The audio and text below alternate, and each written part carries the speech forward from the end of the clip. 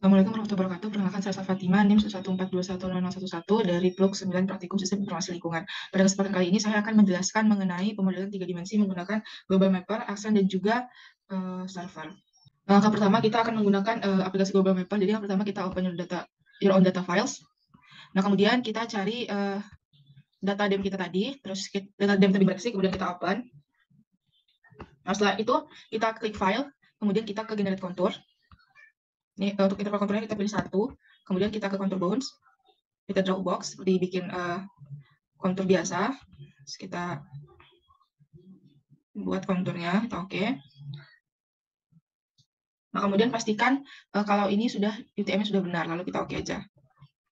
Nah ini adalah hasil ketika sudah dimasukkan kontur, kemudian kita pilih file, kemudian export data, kemudian kita pilih export vector data, kemudian kita pilih yang as shapefile. Nah, kemudian kita pilih yang export slide. Nah, kita pilih namanya tebing breksi IK1. Nah, kemudian kita save. Kemudian kita oke aja. Nah, kemudian kita akan lanjut ke aplikasi Arxin. Nah, kemudian setelah kita simpan konturnya tadi, kita masuk ke Arxin. Terus kita ini ada blank scene, terus kita oke aja. Kemudian untuk scene layer, kita pertama sesuaikan dulu UTM-nya. Ini UTM-nya adalah 49S, karena Jogja atau tebing breksi. Oke. Nah, kemudian kita klik lagi ke scene layer, kita add data. Kita masukkan data-data berupa kontur, data DEM, dan juga TIFF. Kita masukkan DEM tebing breksi, kemudian tebing breksi kita add. Dan juga kontur dari si tebing breksi tadi, yang sudah kita buat di dalam Global Mapper. Nah, kemudian setelah itu kita pertama adalah klik DEM, kita klik kanan, kemudian ke Properties. Setelah itu kita klik yang base height, kita pilih floating. Ini 1, terus layer offsetnya 1. Terus setelah itu ini kita masukkan ke data DEM-nya tadi. DEM tebing breksi. Terus kita add. Kemudian kita apply. Kemudian kita oke. Nah, kemudian untuk ortho tebing breksi, kita lakukan hal yang sama dengan DEM tebing breksi. Kita ke Properties. Kemudian ke base height, terus floating custom-nya kita ganti, terus ini kita ganti jadi DEM tebing breksi TIFF, kita add. Kemudian ini kita ganti jadi 1. Terus untuk custom-nya juga 1, kita apply. Kemudian kita oke. Setelah itu kita bisa zoom to layer untuk melihat hasilnya. Nah, kemudian untuk konturnya juga sama, kita klik kanan, kemudian properties. Nah, setelah itu kita pilih yang base height juga, kita ke floating, kita ganti jadi DEM tebing breksi, kita add. Kemudian custom-nya 1, terus layer offset juga 1.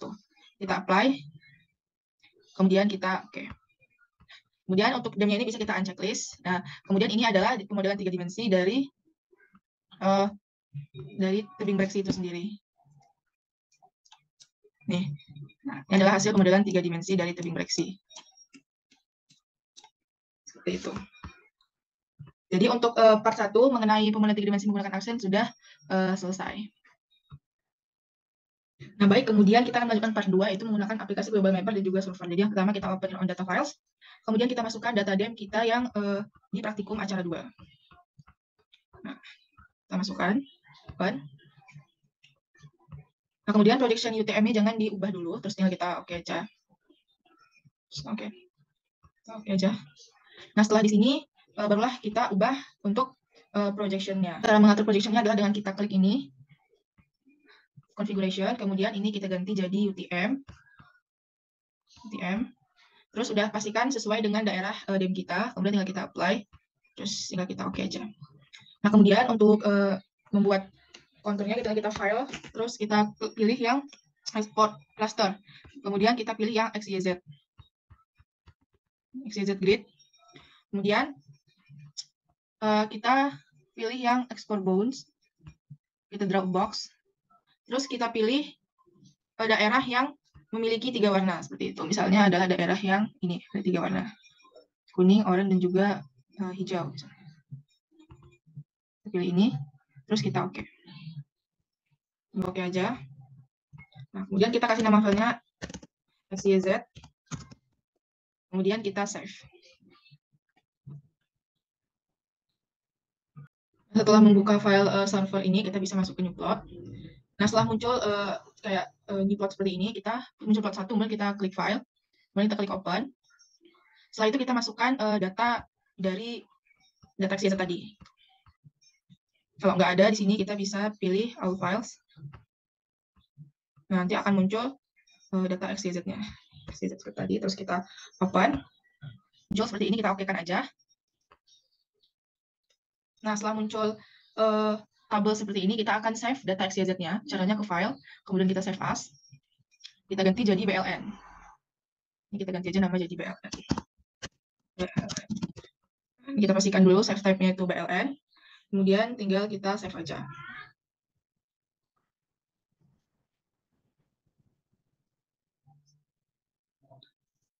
Nah, jika sudah tersimpan, kita kembali lagi ke plot 1, kemudian kita masukkan grid-nya. Grid, kemudian nah, kemudian di plot 1 kita klik grid. Kalau tidak ada grid di sini, kita bisa ke grid, kemudian grid data. Kemudian kita masukkan file BLN tadi, tinggal kita open aja. Kemudian kita pastikan kolom XYZ-nya itu ABC, kemudian untuk reading methodnya nearest neighbor, terus sudah tersimpan di file acara 8 kita untuk output grid-nya. Kemudian tinggal kita oke aja. Nah, akan muncul seperti ini, atau server grid data report-nya. Kemudian tinggal kita oke aja. Setelah itu kita bisa silang, kita klik no aja. Nah, kemudian untuk itu kita sudah memasukkan data BLN-nya. Setelah itu kita akan membuat kontur. Jadi caranya kita klik ini, new contour map. Terus kita masukkan data BLN-nya. Kita open. Nah, akan muncul seperti ini. Kita bisa sisirkan ke kanan atas dulu. Kemudian untuk pemodelan 3 dimensinya, kita bisa klik ini, new 3D surface.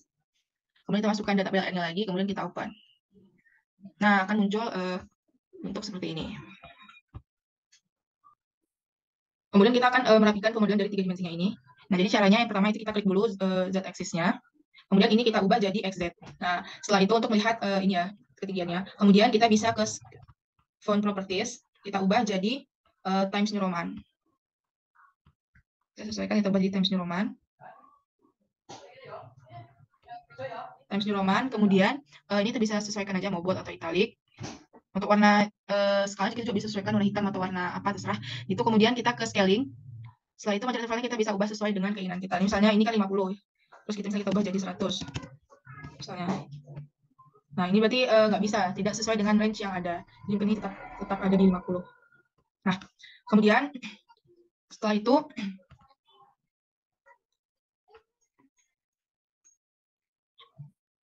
kemudian setelah kita ke z-axis, kita ke left axis. Nah, di sini yang pertama kita ke general dulu, ini kita ubah jadi XY udah benar. Kemudian yang sesuai tetap XY seperti tadi. Nah, kemudian kita bisa ke merapikan ini di angle degrees. Kita bisa ubah. Nah, kalau mau sesuai itu bisa pakai 180 aja. Nah, 180. Kemudian kita ganti fontnya jadi Times New Roman. Times New Roman. Terus ini kita juga bisa sesuaikan yang lain-lain mau warna atau apa. Kemudian kita ke scaling. Nah, di scalingnya ini intervalnya bisa kita sesuaikan sama seperti yang z-axis tadi. Misalnya jadi 50. Nah, itu rapat banget ya. Coba jadi 500, balik 500 kayak tadi. Nah, seperti tadi. Nah, kemudian setelah itu kita akan ke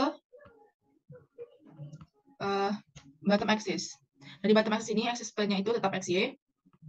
Nah, kemudian untuk fontnya kita ganti di Times New Roman.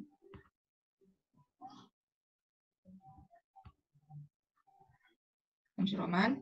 Nah, kemudian untuk scalingnya kita biarkan aja seperti ini, kita tetap aja seperti ini.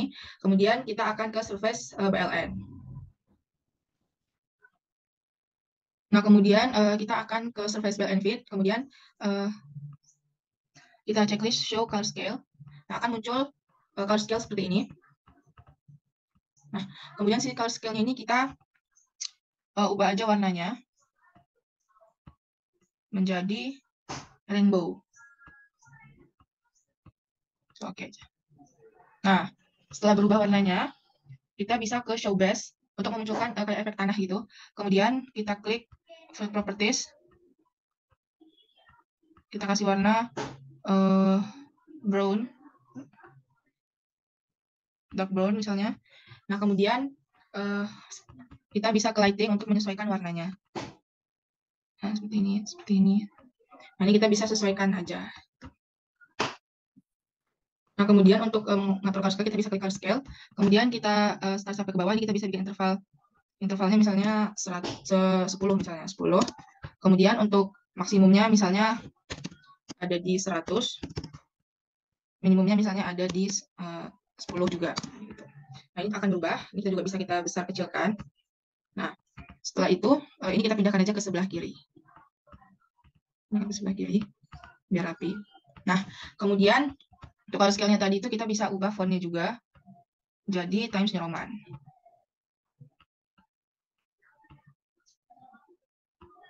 Nah, kemudian kita bisa mau bold atau gimana bisa. Nah, kemudian kita akan mencoba menambahkan kontur di atas tiga dimensi ini. Nah, pertama kita klik kanan di dalam kotakan ini, kemudian kita klik Add, kemudian kita klik Add Maps. Nah, jadi kita klik kanan di sini, terus kita pilih Add, kemudian Add to Map, kita pilih yang contour layer. Nah, kita masukkan data PLN-nya, kita open aja. Nah, kemudian akan muncul kontur seperti ini.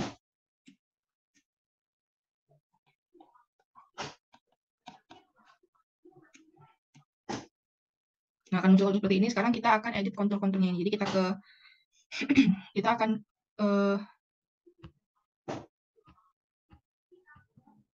kontur BLN ini. Kemudian kita ke level. Ini kita bisa ubah levelnya jadi kontur intervalnya kita bisa sesuaikan aja. Tadi ini 5, kita bikin 5 aja. Untuk major konturnya kita bisa pilih yang 4. Nah, kemudian di sini ada major sama minor kontur. Untuk major konturnya itu kita bisa pilih yang warna orange. Kemudian major kontur ini kan adalah indeks kontur, jadi harus lebih tebal. Nah, ini misalnya ini. Kemudian untuk minor konturnya itu juga ubah. Ya, lebih tipis daripada major kontur. Tetap sama tapi warna orange. Terus ini kita ganti jadi 2. Jadi 1. Nah, kemudian nih, sudah terlihat. Nih. Kemudian kita bisa ubah untuk labelnya. Itu font properties kita bisa ganti jadi Times New Roman. Nah, seperti ini. Nah, kemudian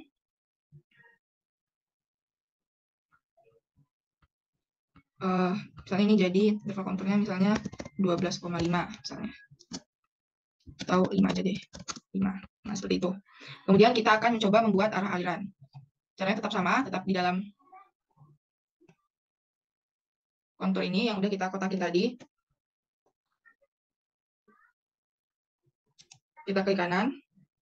Kemudian kita add, kita pilih yang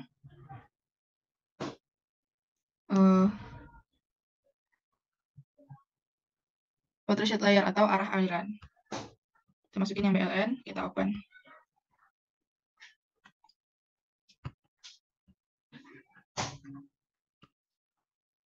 Nah, kemudian untuk membuat arah aliran, kita bisa klik kanan lagi, kemudian kita ke add, terus ke one grid vector layer, kita masukkan data BLN-nya, kita open.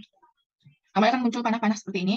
Setelah itu, kita bisa klik ini, vector BLN grid-nya ini, kemudian kita ke simbol, ini kita ganti jadi yang stick head, kemudian frekuensinya kita perkecil, terus kita perbesar, nanti hasilnya akan jadi sedikit. Dan ini 10, 11, nah ini kita naikkan juga. Nah, kemudian setelah itu, kita bisa ke Nah, kemudian jika sudah seperti ini, nah ini sudah ada arah alirannya, sudah ada konturnya juga, kita bisa klik kanan untuk merubah-rubah posisinya. Kita ke trackball. Kemudian cara merubah posisinya itu adalah dengan sini. Kita tahan, kemudian kita gerakan seperti itu. Nah, akan bergerak sesuai dengan keinginan kita. Nah, seperti itu. Nah, kemudian setelah itu kita kan sudah bisa menggeser-gesernya, kita kembalikan lagi ke select. Nah, jadi kursornya kembali seperti tanda panah. Nah, kemudian kita akan mencoba menyelesaikan untuk yang kontur ini. Kontur 2 dimensinya. Jadi kita klik dulu. Kemudian kita cuma pakai yang right sama yang left sama yang bottom aja. Nah, kemudian untuk left-nya udah aman, bottom-nya aman. Nah, kemudian Kita ke yang left dulu. Yang left kita ke general, angle-nya 3 jadi 180. Nah, kemudian untuk fontnya kita ganti ke yang bottom-nya. Kita juga bisa ganti angle-nya jadi 180. Kemudian seperti ini. Kemudian untuk fontnya kita ganti di Times New Roman. Nah, kemudian kita ke kontur. Untuk kontur itu kita ke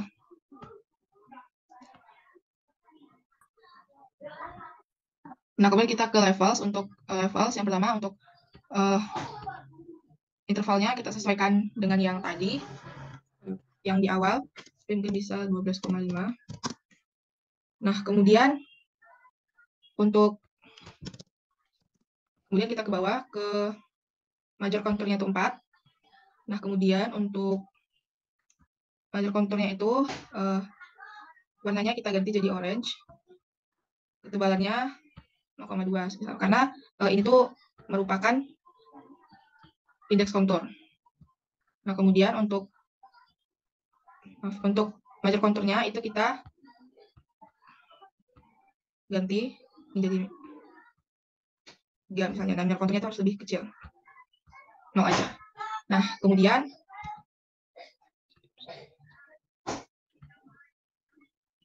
seperti ini misalnya. Nah, mungkin kita untuk intervalnya kita bisa jadi 12 tadi. Nah, kemudian seperti ini ya. Nah, setelah itu kita bisa ubah jadi Times New Roman untuk fontnya. Times New Roman.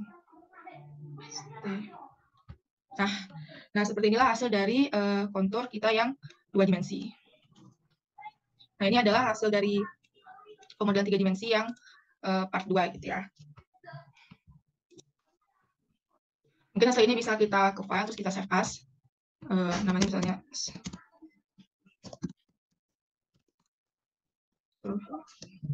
3D Solver. Nah, kemudian tinggal kita save aja. Nah, mungkin demikian yang dapat saya tampilkan pada acara 8 kali ini. Lebih kurang mohon maaf. Assalamualaikum warahmatullahi wabarakatuh.